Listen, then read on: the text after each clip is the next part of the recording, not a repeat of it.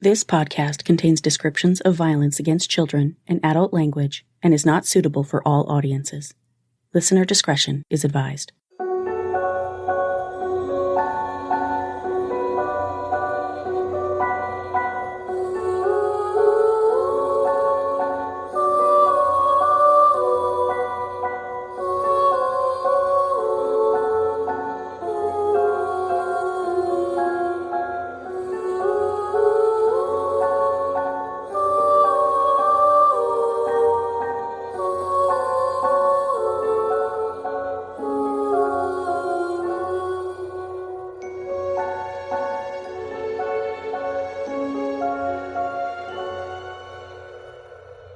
Hi, everyone, and welcome to Suffer the Little Children, the true crime podcast giving voices back to the victims of child abuse and shining a harsh spotlight on the parents, guardians, and caretakers who silenced them.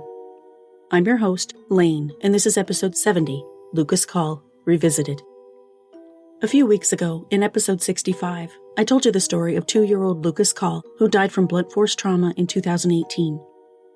His foster mother, Jo Vanderlinden, took a plea agreement that amounted to a slap on the wrist and was released after just 9 months in county jail.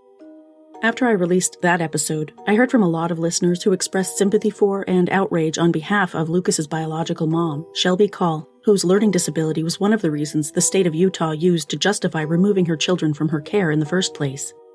For this episode, I was honored to speak with Shelby, who is honestly one of the sweetest people I've ever had the privilege of encountering. You'll also hear my candid conversation with Shelby's husband, Lucas's father, David, whose arrest for possession of child pornography set off the chain of events that ultimately led to Lucas's death. This is the heartbreaking story of Lucas Call, Revisited.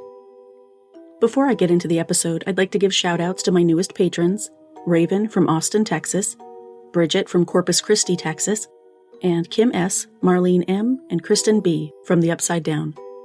Thank you all so much for your support and for helping me get even closer to my goal of devoting myself full-time to this. If you'd like to support the show, you can visit patreon.com/stlcpod. For a monthly pledge of $10 or above, you'll get access to Patreon-exclusive bonus minisodes that I release once or twice a month. There are currently 3 available, and I'll be working on the 4th this week. If you've heard episode 65, in which I told you the tragic story of little Lucas Call, you'll be familiar with his parents, Shelby and David, both of whom I talked to for this revisited episode. If you haven't listened to that one yet, I definitely recommend hearing that one first, so I'll link to the episode in today's show notes. I don't normally revisit a case this quickly, but not long after I released episode 65, Shelby reached out to me, and she was more than willing to be my guest on the podcast. Since so many people had sent me messages and left comments expressing sympathy and solidarity for Shelby, I couldn't pass up the opportunity to let you hear directly from her.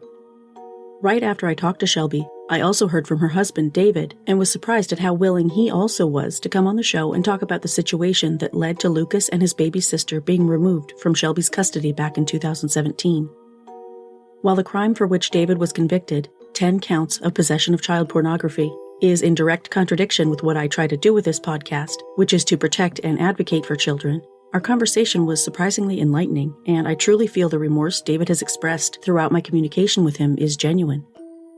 Please listen with an open mind and an open heart, because I believe David's mission to keep Lucas's memory alive and to honor his legacy by helping other children is the most important takeaway here.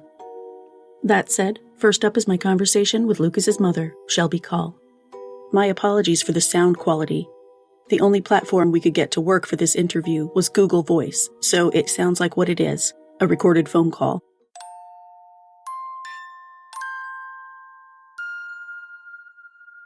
Today on the podcast, my guest is Lucas's mom, Shelby Call. Thank you so much for joining me, Shelby. You're welcome. So, I guess we could start at the very beginning. You and David were living in California, and then you decided to go visit Utah for, was it Christmas of 2016? Yes. So you had told me that you had gone into preterm labor and that's how you ended up staying longer than you intended? Yes, that is correct. And we wanted to go back, but I was going into fast labor. Your daughter was a little early then, right?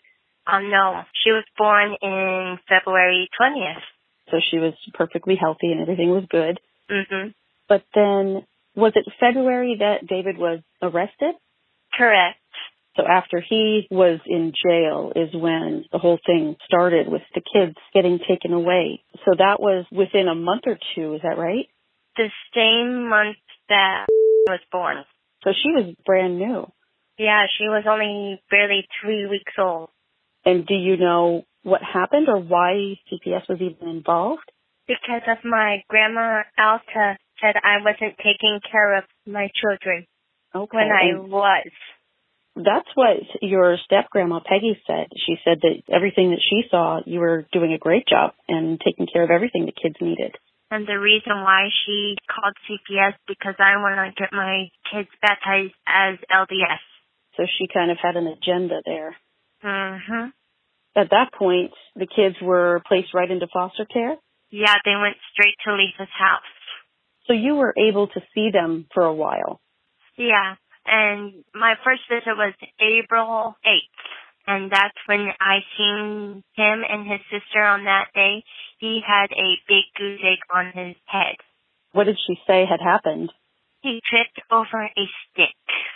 How did he act at that point? Was he already acting scared? Has his behavior changed at that point? He was scared. He didn't want to go back with them. This poor little guy. He just started to cry, but his other behavior started long after that incident. What did you know about Lisa and her husband at that point? Nothing. I thought she was a good person. I heard she was a nurse. I thought she would take good care of my children. Did you know she was working for the Child Abuse Investigation Unit? No, I did not. So you started noticing injuries right away. And what other injuries did you notice throughout the months that they were there? Bruises in strange places, like around his neck, his pelvic area, under his rib cages, where they don't supposed to be. Where you don't commonly find childhood injuries. And behind his ears. The one really that bugged the hell out of me is one on his pelvic area. What did she say that was about? She didn't tell me what it was, but I already knew what it was. You know how you get a curling iron burn? How it looks? It looks just like a curling iron burn. So he had all kinds of different injuries between bruises and even suspected burns and things like that. Oh, poor baby. And broken arm. She blamed that on her 4-year-old son jumping on him. So that sounds like an excuse she turned back to after Lucas passed away. Because didn't she say that her son jumped on him then as well? Yeah. On her phone, there's evidence that she looked up what kind of injuries he had inflicted on him. And that was after the fact the police found those searches. And it sounds similar to a lot of child abuse cases in that she tried to blame Lucas's injuries on a lot of different factors, saying he was clumsy, for example, and that her other kids did it to him. Yeah, and I have proof that he could walk perfectly before he went in her care. And he could talk before he was in her care. Did he stop talking as much when he was around them? He completely stopped talking. So he just wouldn't say anything? Nope. Poor kid. Yeah, it sounds like he definitely went through a lot. You had actually mentioned these injuries to DCFS. Correct. Multiple times. And what did they tell you, or what was their answer to those claims? Nothing's going on, and if you don't stop reporting these injuries, we will take away your visit. And they ultimately did? And when was that? When was the last time you were able to see them? A week before he passed away. August 5th, 2018. And when did you hear, or how did you find out that had happened to him? My attorney called and told me to meet him at his office. I went all by myself to his office, and they told me to sit down. There was 2 child services workers and 2 cops and my attorney and his wife. And you had to find that out all by yourself? I'm so sorry. And I called them murderers. Did they have any idea at that point what had happened? I'm pretty sure they knew, but they were acting like they didn't. That day that Lucas died, they took out of the home after Lucas passed away that same day. All their children under the age of 18 did get taken away. It's the hugest loss you can imagine, but then afterward, not being able to see your daughter or have her return to you is even worse. Then my visit started up again. So you were able to start seeing her again. And after a few months, we had a court date, and the judge Evershed finally took away my full parent rights because I have a disability. So they used that as the basis to terminate your parental rights? Yep. With no basis for that. I mean, the only evidence they had that you couldn't take care of your kids was your grandma's word. Correct.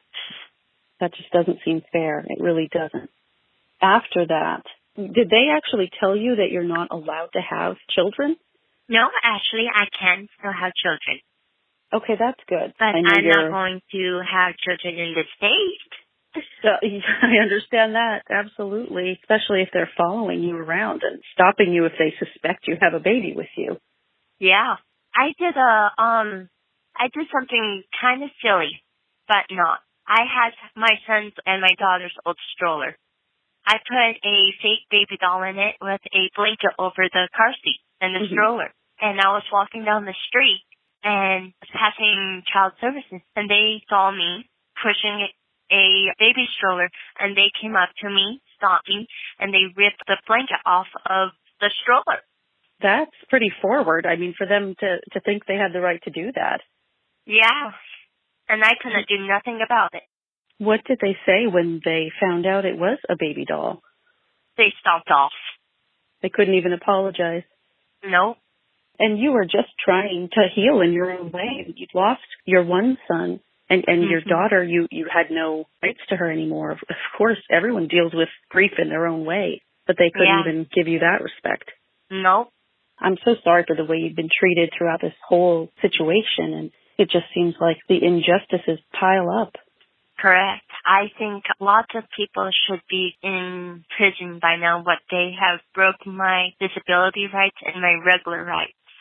You still are in the middle of the lawsuit, is that right? One of them, but I'm not able to talk about it. Of course. No, I was under the impression that they were all finished with, so that's, at least you have one thing still going.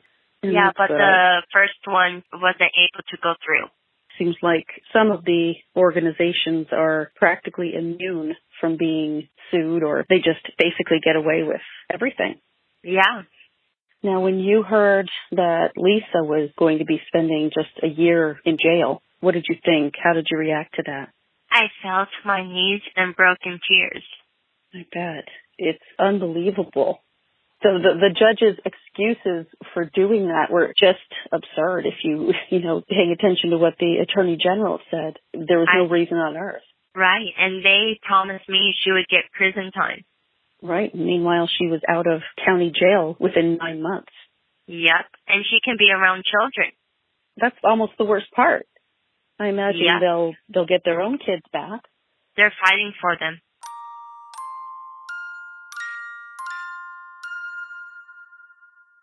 Your step-aunt, Angel?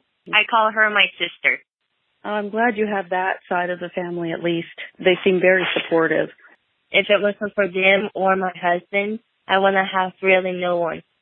I know she certainly tried to adopt your daughter, and what they did to her as well was pretty shocking, just adopting her out from under Angel on Christmas Eve. There's just so many things that are just wrong about the whole thing. I can't even begin to guess how many people commented or wrote me emails saying how badly they felt for you and how unjust the whole thing was. They were enraged and felt so much sympathy. And I know a lot of people have said to pass that on to you. There are lots of people who have your back here. They feel that you were definitely treated unfairly, to say the least. So right now I don't know if you even want to say what state you're in. No. Pretty soon I'm going to go to a different state. I can't give the details of that. That's fine, but at least you're going to be getting out of Utah. That's the important thing, I think, for you at this point. Yeah.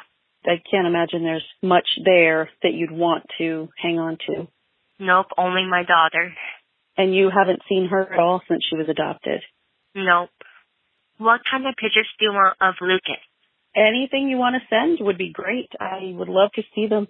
He certainly was, like you said, when you talked to Marcus Ortiz, you said he was perfect in every way, and he sure looks like it. Yeah, and he never cried when he was a baby. He always had a smile on his face, always giggling. You had told me, what was his favorite song? Twinkle, twinkle, little star. Did you sing it to him? Every day and every night. And before he was born, I even sang to him when he was in my tummy. That's so sweet. What else did he like to do? What do you remember best about him? His smile. He had the greatest smile ever. If you had a bad day, when he smiled, you could not keep a sad face or a grumpy face on. He made you melt. I could see that. Those big eyes. Oh, he's just a beautiful boy. Beautiful blue eyes. We won't let him be forgotten, that's for sure. Nope. My husband and I are trying to get a GoFundMe started to start the Lucas Foundation to help other kids in his position.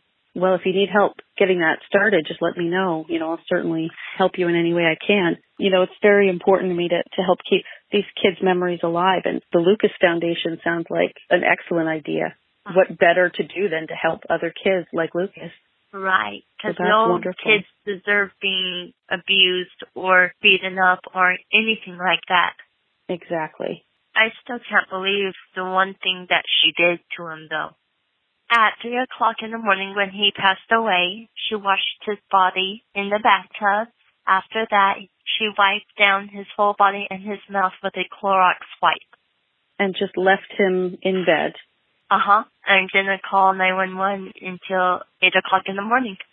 That is just despicable. It's awful. It's inhuman, especially for someone who claims to love children as much as she supposedly did.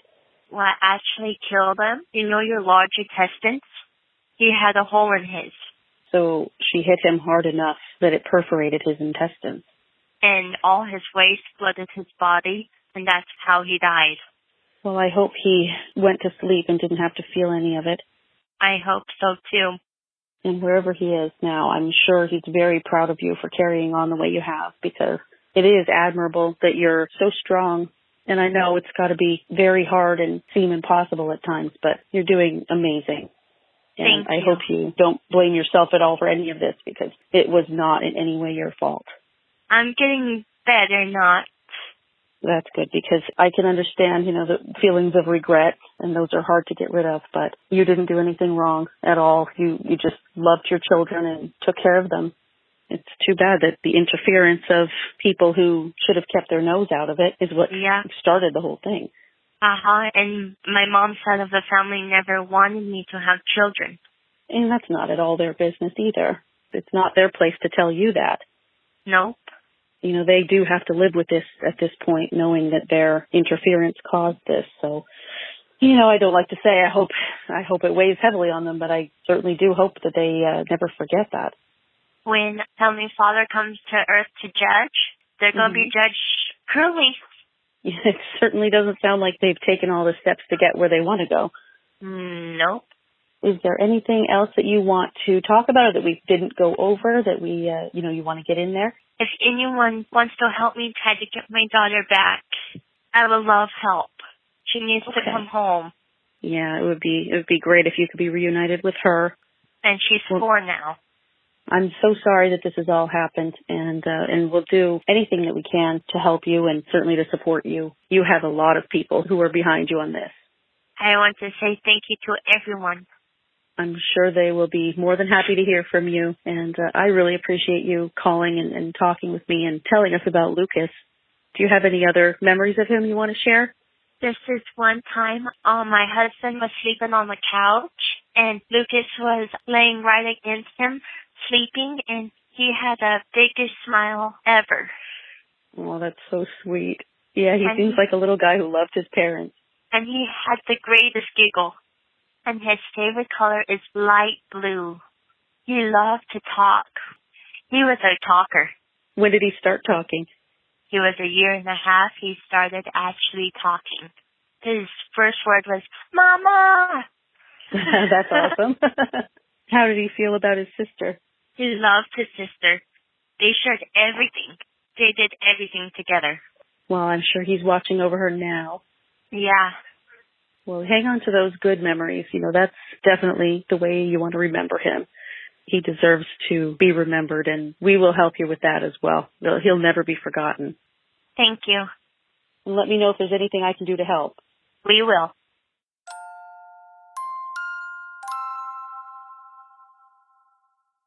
If you're like me, you're a bit overwhelmed by all of the teeth whitening products on the market. This next sponsor has provided me with some very interesting facts to pass on to you. Fact 1. Teeth whitening does not whiten your teeth. It removes the stains and restores the tooth to its natural color. Natural colors vary per person, but for most, it's an off-white or slightly yellowish undertone. Fact 2. Teeth whitening does not damage teeth, but it does temporarily dehydrate. When dehydrated, the pores in the enamel are open and exposed. Open pores invite acids and sugars, which, as we all know, lead to tooth decay. Avoid or minimize acidic and sugary substances for at least 24 hours after whitening. Also, avoid staining substances as the teeth are more susceptible to restaining during this period. Fact 3. Tooth sensitivity is the result of tooth dehydration. When the pores of the enamel are open, the teeth become dehydrated, exposing the nerve to the elements. As the tooth rehydrates, the sensitivity will dissipate. To accelerate the rehydration and curb sensitivity, use a post-whitening application known as remineralization or desensitizing gel. Fact 4. Caps and veneers cannot be whitened because they do not have pores for the stains to latch to. Prior to having dental work, you should whiten your teeth, restoring them to their natural color, as the dentist will be color matching to your current shade. Fact 5. The key to teeth whitening is the delivery device. So as long as a whitening product is a peroxide-based whitener, it will remove the stains. What differentiates one product from the next is the device that holds the whitening agent to the tooth without interruption. Whitening strips neglect the crevices and molars, and they slide on your teeth. Saliva floods the generic trays because they are bulky and do not create a seal. Oh, and you likely did not know this, but LED lights are novelty items that add no benefit. You need a high-output UV light only found at the dentist. Don't fall for the gimmick. If you insist on a light that does not work, get one on Amazon for under $5. The number one whitening device recommended by dentists is the custom-fitted tray. You can have your dentist make you trays for $300 to $600, or you can head over to smilebrilliant.com and use their lab direct mail-in process for a fraction of the price you would pay at the dentist. Oh, and if you grind your teeth at night, you can also purchase Smile Brilliant's custom-fitted night guards, once again for a fraction of the price the dentists charge. Once again, that's smilebrilliant.com, and use my coupon code CHILDREN for an exclusive Suffer the Little Children discount.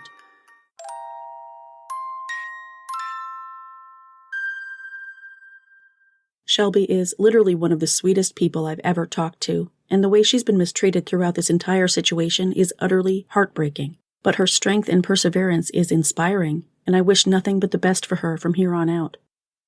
Next, you'll hear my conversation with Lucas's father, David Call, who, despite his shame and remorse, is an open book.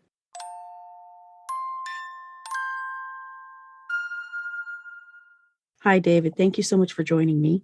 Thank you for having me. Well, I know that I'm coming into this meeting, to be honest, but there's a little bit of fear about people who, once they learn about my crime, they might not be so happy. Well, it was mentioned in the episode. I honestly didn't get any comments about that. Everyone was just so sympathetic to Shelby. And that's what's really important to me, is that what I did was awful, but I don't want to lose sight of what Lucas is for us. He is a son that we miss, we mourn every day. I look into my wife's eyes even this morning, and I just know that I can be a good man to her forever. And it's my desire to prove that for the rest of my life, and for her to allow me to be a part of her life. I'm blessed. So I have to, when moving forward with my life, I have to bring something positive to such a horrible tragedy that happened to our son. So that's why I want to say I'm grateful for what you do for all the children that have suffered. So I think what you do is amazing. I did listen to some of those other ones, and I couldn't keep my eyes dry. No, it's pretty tough, but these kids deserve to be remembered, and I can do that for them through this platform. So it's important to me to keep doing it. Well, as a first-time listener, I'm grateful. Thank you. I appreciate that. Shelby and I had a conversation, and then we talked the day after that. You wanted to clear up a few things and come clean about a few things so that we don't detract from Lucas's story and the importance of how you and Shelby plan to keep his memory alive. That is true. It is important that we move forward with remembering Lucas, even the way that they painted the story, the Vanderlinden defense about how he was a troubled child. I think any child that has been or being abused is not going to be a child that's going to have a smile on his face. Especially when they've been taken out of their mother's arms and placed into this abusive home. Well, my actions led up to it. And I can't say enough about how wonderful woman that Shelby is, and to be an amazing wife for me. Um, I'm trying not to get choked up now, just to think about her. Those who get to know her fall in love with her for just the spirit that she has in her. For the state of Utah to use my crime and her disability as an excuse to take a child to put up for adoption. A lot of people had plenty of things to say about, Shelby's disability, especially being used as a reason to take the kids away from her when she was clearly a very loving, doting mother. I don't know if she sent you any pictures yet, but every single picture that we have of him, he has a smile. And when we have hundreds of them, it kind of says a lot in his first year about how happy he was. He looks extremely healthy and very happy and well cared for. Yeah, and she did send me a lot of pictures, and some of them I hadn't seen before. I got tears in my eyes just looking at them. He's just such a beautiful little boy, and he just looked so happy. But he certainly looked sadder after he was taken out of the home. So do you want to address that? What actually led up to the kids being removed? My addiction to pornography. Yes, of course. I was married for 17 years before, and during that my first marriage, I started diving into pornography. And the more I seen, the more I couldn't stop. I went to another level, and without asking for help, because it was more important that I keep it a secret, I just wasn't strong enough to help myself. I heard a story at a Christmas dinner, something that I'll let my wife share if she needs to. But I used that as my justification to look at child pornography, in which I was arrested for and charged. My original count was 20, but if I pled guilty to 10, they would drop the other 10. And I was hoping for leniency. The county decided that they wanted to make an example of me, and they did. So I served 4 years in prison for my crime. I had everything from infants to adult on my computer. And was it all downloaded at once, or was it kind of over time? Well, I've been looking at pornography for about 12 years. The child pornography stuff was about a 3-week period of time, started in December, and it ended in January. It ended very abruptly because I saw something that I wish I could unsee. I don't even want to go into detail about that, but there's just some things that are just horrible. So I was even asked in my interview, what made you stop looking at child pornography? And I basically told Detective Sean Smith, the same thing I just told you, is got to a point where you can see something, if you see something, you wish you can unsee. It didn't matter to them. I committed a crime, and I was going to take responsibility for it, but my heart went out to my wife because she was going to get blindsided when she got home after her doctor's appointment. It was an ultrasound because she was pregnant with at the time. And you were arrested before she gave birth? Yes. It was approximately the middle of January, the last time that I viewed. I even damaged the screen on my laptop when I slammed it shut. And then 2 weeks later, February 1st, I was arrested. They searched, they took all the electronic devices, but I still had a flash drive in my cell phone that still had pictures of maybe 12, 13, or 14-year-olds on my device. And how did they know? What tipped off the authorities? Well, for 3 weeks, downloading massive files. I believe some of them had some type of tracking, IP tracking. So when they tracked my IP, then they found out where I was located. Then they did a search warrant. Sure, that makes sense. I would imagine they're always looking out for things like that. I would hope so. With my actions themselves, I'm creating a demand for more to be harmed, for others to keep finding and viewing themselves. And I want to advocate for children who have suffered through any kinds of abuse, sexual abuse, physical abuse, emotional abuse. However, with my crime, I'm not allowed to.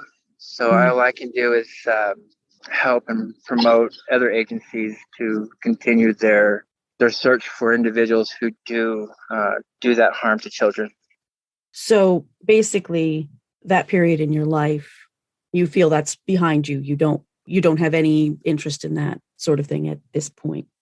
I don't. I can't allow something that has such a tremendous hold on me through an addiction to have that control over me again. Right. I never wanted my son to be harmed. I never wanted my children to be taken away from my wife. I never wanted my wife to cry as much as she has in these last 4 years. So, again, such a horrible act. I hurt so many people. Those in the pictures that I never even knew, and even all the ones that were close to me. I feel as though I deserve forgiveness, but looking from outside in, can I be forgiven? And well, I'll just let that up to the individuals who get to know me. And did you get any type of therapy or help while you were in prison or afterward for the addiction, or how did you overcome that? They do have what they call sex offenders treatment program, incarcerated. I took the therapy in prison very seriously. I understand how dopamines in the body work. That's basically where the addiction centers begin. I learned that I'm in control of my actions, my thoughts. I always have to be conscious and aware. I work on a construction site, so you got men who cuss, curse, and talk about ladies all day. Just normal hoot and hollering type of stuff. These are good men. They don't talk derogatory about women, but sex is a constant conversation that is always brought up, and I just have to be consciously aware. Because believe it or not, I don't want to allow myself to be involved with pornography, but there's that constant pull from where I'm so used to it for 12 years that if I don't have control of myself, it could be like a picture here and a picture there. And then again, when I started looking at pornography back in 2005, who would have thought that I would ever have wanted to look at a child? Right. If that's not something that you were previously interested in, but it devolved to that point. No. And it is, it's post-pubescent, and my attraction is to the woman form. Mm-hmm. And child is a child whose brain has not even developed. And for anyone to figure out a way to get inside their head, to make them do what they want them to do is just absolutely wrong. Human brains aren't fully developed until the age of 25. So when you think about that concept, these laws are in place to protect children from predators. I will have to register the rest of my life as a sex offender, but people can see there's a predator. Understandable. And there's no distinction really as far as the law goes between someone who looked at it once for a period of time as opposed to someone who has looked at it for a length of time. Or even those who produce it themselves. Really? Yeah. So my crime is up there with those who perpetrated against the child. So it's not only about downloading it, internet pictures, it's being a producer of them too. There was even a teacher that had produced many pictures himself from his students. And he had the same amount of counts and did the same amount of years as I did. So the law is harsh when it comes to that. Utah laws and every state laws need to be harsh when it comes to protecting children. Yes, definitely. But I do think there should be stronger punishment for those who produce it because they're actually actively harming the child involved. Can I bring up a point that makes me angry? Of course. By no means am I diminishing my crime because it is a horrible crime. But I have to register for my rest of my life. I have to go through steps, which is going to be approximately 5 years before I can even be around children. And I will do all that I can to show that I care and I want to be trusted, and that I don't have a desire for children. But I have to constantly prove that. Right. But when a woman or even a man, I'm just more focused on Lisa Jo Vanderlinden, she can get away with what she did, not even have to do prison, get out and have constant access around children. And she killed one. Right. She killed one and she doesn't have to register. No, as a sex offender, but someone who, aren't we supposed to protect our children? They wrote over 70 letters on Lisa's behalf, all members from the church. And you would think if it's such a loving church, the LDS church, wouldn't there be some that would have sent letters to Shelby saying, I'm sorry for your loss? You would think. That's what I would think. I think Shelby has been mistreated by absolutely everyone involved. It's what's been done to her is beyond unfathomable. Everyone's sympathy is with her. After I told this story, like I said, I received so many messages from people reaching out to her with sympathy, and people asked me to send her a letter or pass on to Peggy, her step-grandmother that I spoke to, pass on notes or messages to send to her because they felt so terribly for her. And I agree. I think anyone who has any type of contact with Shelby or even sees an interview with her just feels the goodness radiating off of her. So for all of this to happen to such a good person and a loving mother is unforgivable. It is. Well, I promise you, as I promised my wife, that I need to do something good. I need to bring a legacy to Lucas's name and to personally live in honor of his sacrifice, our loss, and to do good with the world and to work as well as I can with any agencies that will accept our help. And Shelby and I, we have an open lawsuit here, and we're looking to go federal for, I guess, what would be called the civil rights violations, especially on Shelby's behalf. So we're looking at going to Denver. But with our attorney, Michael Abram, he will assist us with the creation of the Lucas Foundation. And although we'll have to come up with another name. We'll have to do like a Lucas J. Call Foundation since Lucas Foundation has been taken already. We're going to do that. And every penny, if there's any donations or anything, all of that will go to the foundation in Lucas's name to help bring awareness. And I think one of the biggest things that we need to do is for all states, all districts and counties, that they need to start implementing some type of therapy program for these foster parents, foster mothers and fathers. Mm-hmm. When you have so many children in a household, there has to be a tremendous amount of stress, enduring stress. Even with all the love that they put into the families, there's still the stress compounding. So how do we get the parents help? Absolutely. That should be mandatory, or at least on a periodic basis, to check in with these people. It's got to be incredibly stressful. Have you yourself looked into some of the corruption that's involved in the juvenile courts, not only in this state, but in so many other states? It's just how the courts, the Department of Family Services, how they work together to take children. And then it comes out that there's government funding, grants. There's a profit in adoption. Should there be a profit for adopting a child out? There shouldn't. There should be no profit in the exchange of children in any way. And it seems that across the board, not even just in this country, but in others around the world as well, the agencies that are supposed to be protecting children are doing the opposite. And the family courts that are supposed to be in place in the best interests of children are also doing the opposite of what they're intended to do. They're taking kids from the wrong families. They're giving them to the wrong families. Being in prison, I've heard so many stories, and I believe every one of them needs to have their stories out. I do also serving time in prison. I have come across so many people that I would be afraid for their release. Their intent is not good. But there are other people that have done time in prison or who are during time in prison with a heartfelt remorse towards the people that they hurt and the differences they want to make. I just want your listeners to know that there's so many good people still. I agree. Prison can't be filled with all terrible people, especially not considering the privatization of prisons and the fact that there's profit in that as well. But there is. Even the people who have committed crimes, not even to talk about the innocent people in prison, but the ones who have committed crimes and have remorse. That's why some other countries do have the right idea, I believe, with some of the rehabilitation that's done. I don't think our country handles that as well as they should, but I'm really glad to hear at least that they do have programs such as the one that you took part in, just to help the people who will be helped.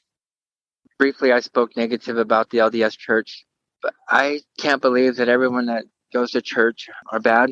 Right. Shelby and I, we have our faith in our Lord, and we love the fellowship with other people. I just also know that those who empower enlist other people to help maintain their power, even when it comes to corruption. So when you take away oversight, then you allow corruption to run rampantly in any district or state. Mm-hmm. So there definitely, I believe in the oversight. I believe there's a lot of good people that go to church, and I want them to continue going to church. But do right by yourself and do right by others. Agreed. I don't think that doing right by others or doing what you think is right by your church includes making reports to CPS because you're unhappy with the religion a family member has chosen for their children and such. I promise you that I will not bring harm to another child through viewing offending pictures. And I promise you that as I continue moving forward with the Lucas Foundation, that we're going to give all that we can to help other children from their abuse, not just physical or mental or sexual abuse, but even fight against human trafficking. I believe that saving children is really important, but we have people who deliberately do harm, and then we have people who are in power that can help children, but use them to, what would be the word for Lisa? Just hers is it's just so difficult why did she do that? She scapegoated your son. For what reason? I can't imagine why she chose him out of all of the children in her home. There's no way he was more disturbed than any other child in her home. There's no way he was that disruptive. He was only 2. He was only 2. He was taken when he was 1, though. He was a baby. A baby just wants to be loved, held, fed, keep me clean. And she seemed to have no trouble doing that for his sister. So why not him? I don't understand her logic. There may have been no logic. There's so many strange psychological reasons, but there's no justification for it.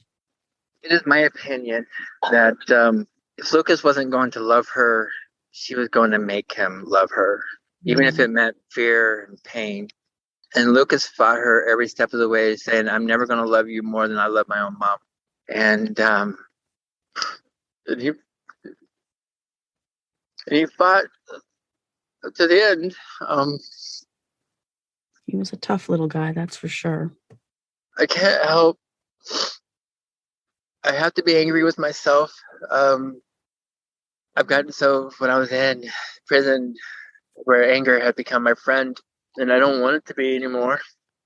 I just didn't want for the long time to face the reality that I'm the one who brought the evil into the house, and I feel a lot of responsibility to what happened to our son.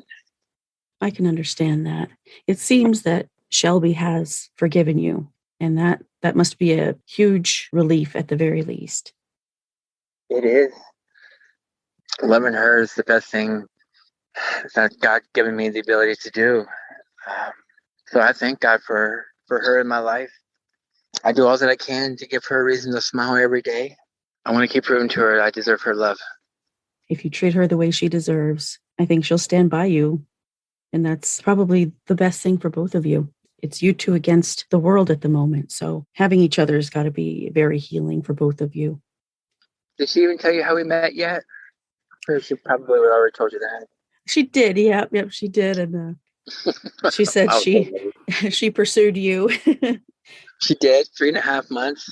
And I said yes. And I have no regrets. One of the things that I really miss about him is his giggle.